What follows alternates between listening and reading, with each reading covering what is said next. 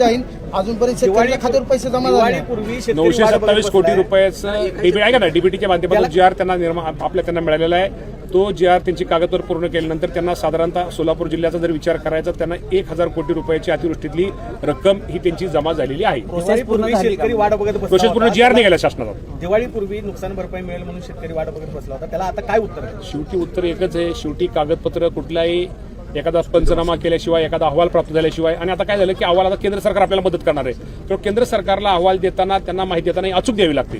त्यामुळे ती माहिती उशीर जरी झाला तरी माहिती दिल्यानंतर त्यामुळे केंद्र सरकारची आपण यामध्ये त्या पॅकेजमध्ये मदत घेतोय. त्यामुळे थोडा उशीर झालेला आहे. त्यामुळे शेतकऱ्यांनी, मी तुमच्या माध्यमातून शेतकऱ्याला एवढं सांगतो, काळजी करू नका, धीर धरा.